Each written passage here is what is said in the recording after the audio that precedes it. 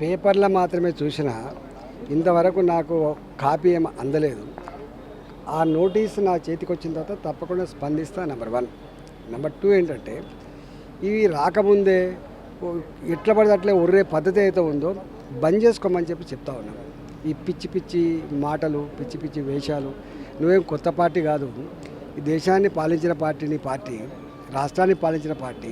Business rules అంటే ఏందో నీకు అర్థం కావాలి. ఆర్థిక మంత్రి ఏం పనిచేస్తాడు, ఇరిగేషన్ శాఖ మంత్రి ఏం పనిచేస్తాడు, ముఖ్యమంత్రి ఏం పనిచేస్తాడు అన్నీ తెలిసిన తర్వాత తెలిసిన పార్టీగా ఎందుకు ఇట్లా మాట్లాడుతున్నావు? ఏం రోగం మీకు? ఏం పుట్టిందని చెప్పి నిజంగానే నీకు దమ్ము ఉంటే ఆరోపణలు ఏవైతే చేస్తున్నావో నువ్వు ఆ విచారణ పర్ఫెక్ట్గా చేయి. నిజంగా తప్పు చేసిన వాళ్ళు ఎవరు ఉంటే, దోషులు ఉంటే శిక్షించు. అంతే తప్ప ఎందుకు మాట్లాడుతున్నావు? ఇదేనా నీ సంస్కారం? ఇదేనా నీ సభ్యత?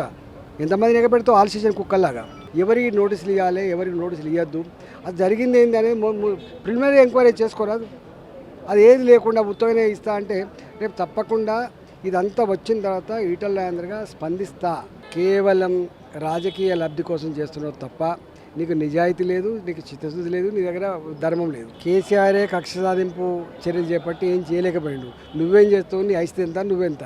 ఆ పూటకు ఆ క్షణానికి నువ్వు తృప్తి పొందుతుండొచ్చు, కానీ ప్రజాక్షేత్రంలో తూ అని ఊస్తాను మీ మీద గుర్తుపెట్టుకోండి.